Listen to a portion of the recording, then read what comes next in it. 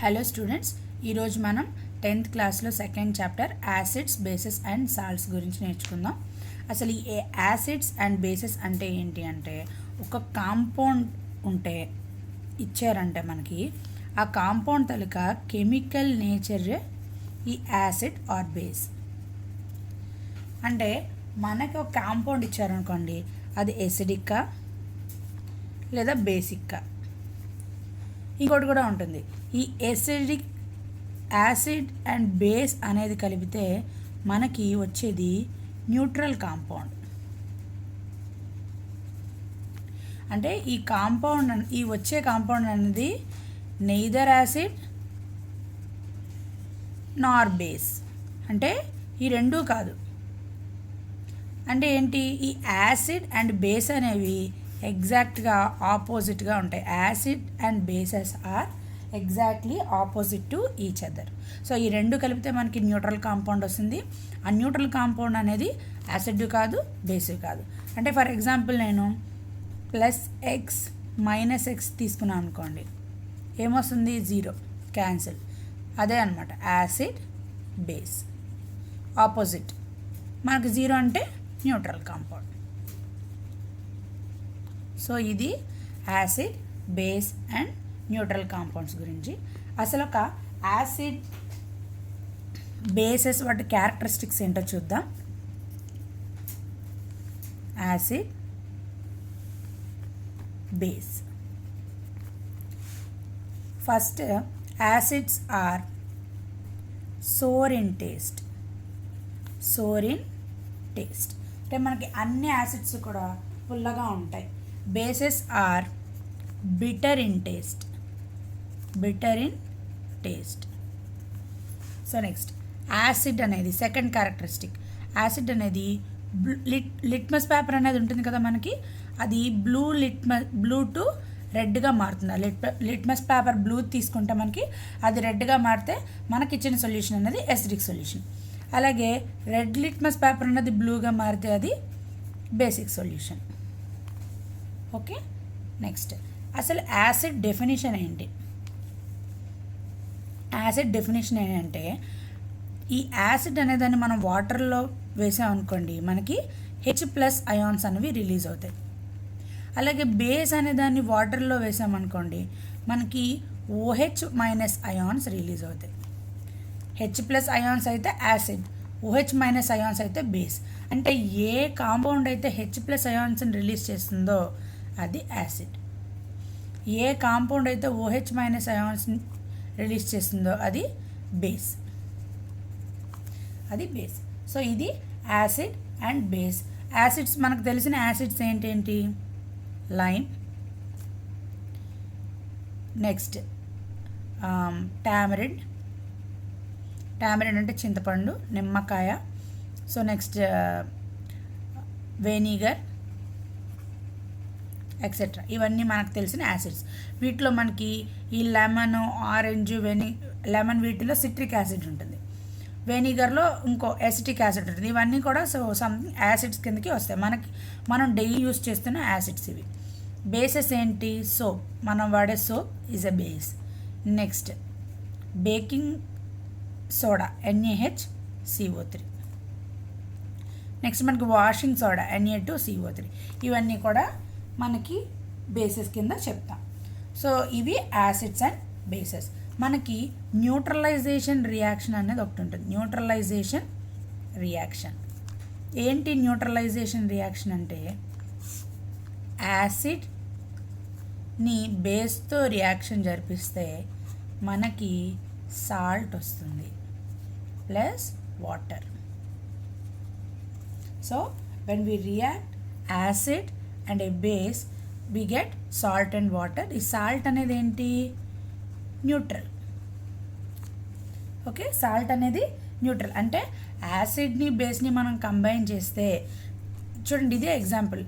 Acid అనే దానికి +X తీసుకున్నాం అనుకోండి, బేస్ -X, -X. సో ఈ రెండు ఏమవుతాయి? మనం కలిపితే 0 అయిపోతుంది. ఓకే, సో అది న్యూట్రల్. ఈ neutral compound neither exhibits acidic properties nor basic properties. So ఇది acid, base and neutral compound గురించి. ఇప్పుడు aqueous solution of acids and bases. Aqueous solution of acids and bases.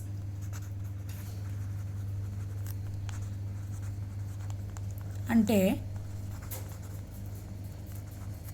And bases అంటే ఏంటంటే మనకి తెలిసిన acids ఏంటి? HCl, H2SO4, HNO3 ఇవన్నీ acids. Next H2CO3 వీటిని వాటర్లో కలిపామనుకోండి. వాటర్తో కలిపితే మనకి ఏమొస్తాయిట? H+ అయాన్స్ రిలీజ్ అవుతాయి. H+ అయాన్స్ రిలీజ్ అవుతాయి. H++Cl-. ఇది డిసోసియేట్ అయిపోతుంది అయాన్స్ కింద. HClని వాటర్లో వేస్తే H+ అయాన్ బయటకు వస్తుంది, Cl- అయాన్ అనేది బయటకు వస్తుంది. ఈ H+ అయాన్ అనేది వాటర్తో కంబైన్ అయ్యి H3O+ అయాన్ని ఫార్మ్ చేస్తుంది. This is very important. It is hydronium ion. Hydronium ion. మనకి H2SO4ని వాటర్లో వేస్తే H+ SO4 2-. రెండు H+ అయాన్స్ని రిలీజ్ చేస్తుంది. HNO3 H+ NO3-. H2CO3 2H+. ఎందుకు 2 అంటున్నాను? 2 × H కదా, ప్లస్ CO3 2-.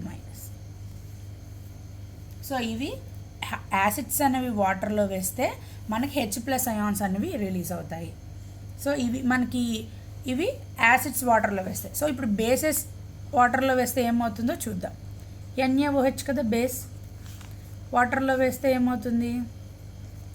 Na++OH-. Na++OH-. ఏం రిలీజ్ అయింది? OH- అయాన్ అనేది రిలీజ్ అయింది. OH- అయాన్ రిలీజ్ అయితే మనం తీసుకున్నది బేస్ రివర్స్లో చూస్తే. So next CaOH twice. ఇది కూడా బేసే కదా, వాటర్లో వేసాం. Ca2+ 2OH-. రెండు హైడ్రాక్సైడ్ అయాన్స్ని రిలీజ్ చేసింది. ఇది H+. OH- అంటే hydroxide ion.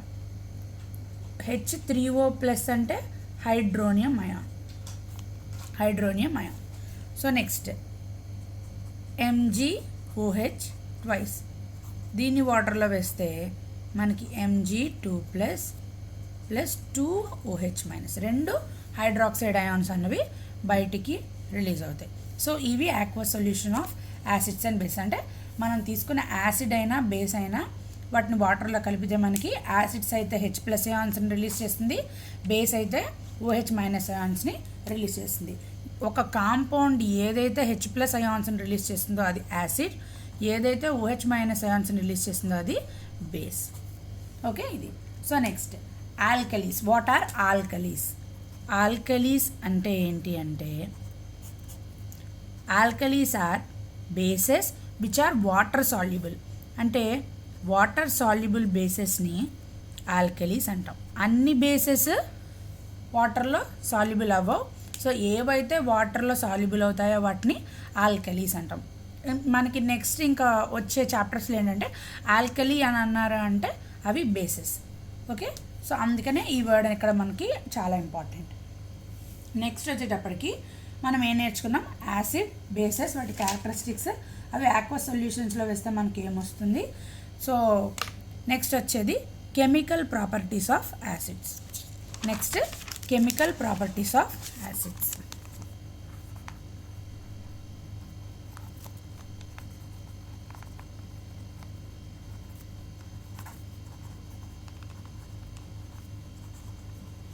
Chemical properties of acids and bases. So ఇక్కడ చూద్దాం. ఇది యాసిడ్స్, ఇవి బేసెస్. ఈ కెమికల్ ప్రాపర్టీస్ నేర్చుకునే ముందు మనకి యాసిడ్ని బేస్తో కలిపితే ఏమొస్తుందో నేర్చుకున్నాం. Acid plus base gives rise to salt plus water. ఇది ఒక స్టాండర్డ్ రియాక్షన్. యాసిడ్ మనం బేస్తో కలిపితే మనకేమొస్తుంది? సాల్ట్ ప్లస్ వాటర్ అనేది మనకి రిలీజ్ అవుతుంది. సో ఇది మనకి బేసిక్ ఈక్వేషన్, ఫస్ట్ నేర్చుకున్న ఈక్వేషన్. Next acids. యాసిడ్ అనేది మెటల్తో రియాక్ట్ అయితే మనకి సాల్ట్ ప్లస్ H2 గ్యాస్ అనేది రిలీజ్ అవుతుంది. యాసిడ్ అనేది మెటల్తో రియాక్ట్ అయితే మనకి ఏమొస్తుంది, సాల్ట్ ప్లస్ H2 గ్యాస్ అనేది రిలీజ్ అవుతుంది. సో ఎగ్జాంపుల్ HCl యాసిడే కదా, ప్లస్ మెటల్తో రియాక్ట్ అయిందంటే జింక్, ఏమొస్తుంది మనకి సాల్ట్. సాల్ట్ అంటే ZnCl2 ప్లస్ H2. సో ఇక్కడ ఈజీగా ఈ ఈక్వేషన్ గుర్తుపెట్టుకోవాలంటే మనం ఇది ఫస్ట్ గుర్తుపెట్టుకోవాలి. యాసిడ్ అనేది మెటల్తో రియాక్ట్ అయితే ఏమొస్తుంది, సాల్ట్ ప్లస్ హైడ్రోజన్. ఈ H2 అనేది ఫస్ట్ రాసేస్తే మిగిలింది మనం సాల్ట్ రాసేసుకోవచ్చు. అంటే HCl plus Zn gives rise to ZnCl2 plus H2. అంటే నేను ఇంకో ఈక్వేషన్ తీసుకున్నాను చూడండి, H2SO4 plus Zn gives rise to. నేను ఫస్ట్ ఏం రాస్తున్నాను, మెటల్ జింక్తో రియాక్ట్ అయితే మనకేమొస్తుంది, హైడ్రోజన్ గ్యాస్ అని చెప్పాను. ఫస్ట్ హైడ్రోజన్ రాసేద్దాం. నెక్స్ట్ సాల్ట్ ఎలా రాయాలో మనకు ఐడియా లేకపోతే చూడండి, H2 రాసేసాను, H2 పోయింది. ఇప్పుడు ఏముంది, SO4 వ్యాలెన్సీ ఎంత, 2, Zn వ్యాలెన్సీ 2. సో మనకి ZnSO4 బయటకు వస్తుంది, సాల్ట్. ఓకే, మనకి ఇక్కడ ఎక్కడైనా మీకు కెమికల్ ఫార్ములా రాయడం డౌట్ అయితే యూట్యూబ్లోకి వెళ్ళి తెలుగు కెమిస్ట్రీ పేజ్ టైప్ చేస్తే మీకు how to write chemical formula అనే వీడియో దొరుకుతుంది. సో ఆ వీడియో చూడండి. నెక్స్ట్ ఇప్పుడు ఇదే విధంగా మెటల్ అనేది బేస్తో రియాక్ట్ అయితే ఏమవుతుంది. So when base reacts with metal, base plus metal gives rise to salt plus hydrogen gas. Same acid అయినా బేస్ అయినా మెటల్తో రియాక్ట్ అయితే మనకి సాల్ట్ హైడ్రోజన్ ఫామ్ అవుతుంది. సో ఇక్కడ ఏంటంటే అన్ని మెటల్స్ కూడా యాసిడ్తో రియాక్ట్ అయితే మనకి అన్ని యాసిడ్స్ కూడా మెటల్తో రియాక్ట్ అయితే హైడ్రోజన్ గ్యాస్ వస్తుంది, సాల్ట్ వస్తుంది. సో అన్ని బేసెస్ ఇలా జరగదన్నమాట. ఇది మనకి బేసెస్లో కొన్ని ఎక్సెప్షన్స్ ఉన్నాయి. అయితే మనకి దీనికి సరిపడా ఈక్వేషన్ ఏంటో చూద్దాం. నేను ఫర్ ఎగ్జాంపుల్ బేస్కి ఎగ్జాంపుల్ ఏంటి, NaOH. దాన్ని నేను Znతో రియాక్షన్ జరిపించా. Zn మెటలే కదా, ఏమొస్తుంది, H2 గ్యాస్ వచ్చేసింది బయటికి. సో H2 అంటే నాకు ఇక్కడ ఏం రావాలి, 2NaOH రావాలి. ఓకేనా, 2NaOH, ఎందుకంటే 2 హైడ్రోజన్స్ బయటికి రావాలి కాబట్టి 2. నెక్స్ట్ Zn, నెక్స్ట్ చూడండి Na2ZnO2. ఇది సాల్ట్, ఇది సాల్ట్. ఓకే, సో అది మనకి H2 వచ్చేసాక మిగిలిందే మనకి సాల్ట్ అవుతుంది. వాటి వ్యాలెన్సీస్ అక్కడ ఉన్న ఆటమ్స్ బట్టి మనం ఆ సాల్ట్ ఫార్ములా రాసుకోవచ్చు. Next acid plus metal oxide. Next chemical property, acid plus chemical oxide gives rise to salt plus water. First chemical property ఏంటి, యాసిడ్ అనేది మెటల్ ఆక్సైడ్తో రియాక్ట్ అయితే మనకి సాల్ట్ ప్లస్, మెటల్తో రియాక్ట్ అయితే సాల్ట్ ప్లస్ హైడ్రోజన్ బయటికి వెళ్ళిపోయింది. ఇక్కడ నేను మెటల్ బదులు ఏం తీసుకున్నాను, మెటల్ ఆక్సైడ్ తీసుకున్నాను. మెటల్ ఆక్సైడ్ తీసుకుంటే ఎక్స్ట్రా ఏమొచ్చింది, ఆక్సిజన్. ఈ ఆక్సిజన్ హైడ్రోజన్తో కంబైన్ అయ్యి మనకి వాటర్ వచ్చేస్తుంది. సో నేను యాసిడ్ని మెటల్తో రియాక్షన్ జరిపితే నాకు ఏమొస్తుంది, హైడ్రోజన్ బయటకు వస్తుంది. యాసిడ్ని మెటల్ ఆక్సైడ్తో రియాక్షన్ జరిపిస్తే ఏమొస్తుంది, వాటర్ వస్తుంది. సో సాల్ట్ రెండిట్లో కామన్. సో నేను ఎగ్జాంపుల్ తీసుకున్నాం, HCl plus ZnO, metal oxide, metal Zn oxide. మనకేం రావాలి, వాటర్ H2O ప్లస్ ఇక్కడ ఎన్ని హైడ్రోజన్స్ ఉన్నాయి, ఒక హైడ్రోజన్ ఉంది. సో నేను 2 హైడ్రోజన్స్, ఒక ఆక్సిజన్ అయిపోయింది. So next ZnCl2 salt. Okay, so మనకేమైంది, యాసిడ్ అనేది మెటల్ ఆక్సైడ్తో రియాక్ట్ అయితే సాల్ట్ వాటర్ వస్తుంది, యాసిడ్ అనేది మెటల్తో రియాక్ట్ అయితే సాల్ట్ హైడ్రోజన్ వస్తుంది. సో ఇక్కడ చిన్న పాయింట్ చెప్పుకుందాం. మెటల్ ఆక్సైడ్స్ అన్నవి బేసిక్ నేచర్ కలిగి ఉంటాయి. ఎలా చెప్తున్నాను ఇది? ఇక్కడ మెటల్ ఆక్సైడ్ తీసుకున్నాను. మెటల్ ఆక్సైడ్ అన్నది యాసిడ్తో రియాక్ట్ అయితే మనకి ఏం ఫామ్ అయింది? సాల్ట్ ఫామ్ అయింది. యాసిడ్ అనేది ఎప్పుడు సాల్ట్ ఫామ్ చేస్తుంది?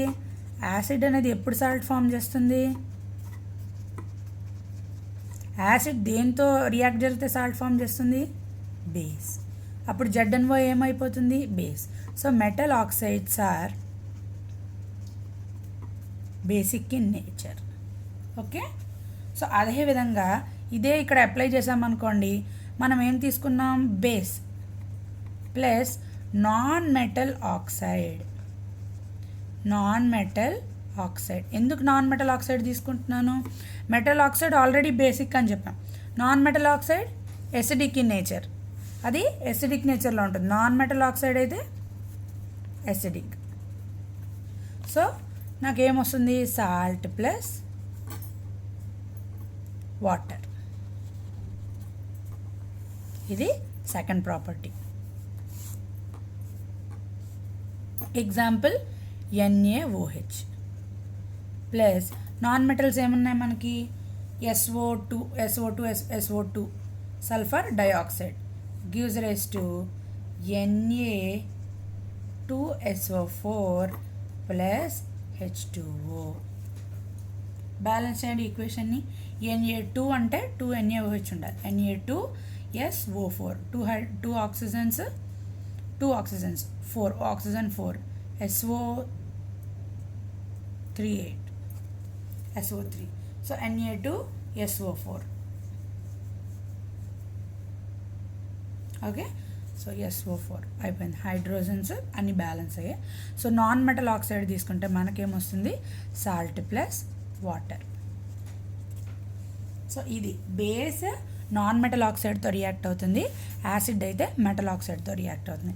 And third chemical property, acid reacts with metal carbonate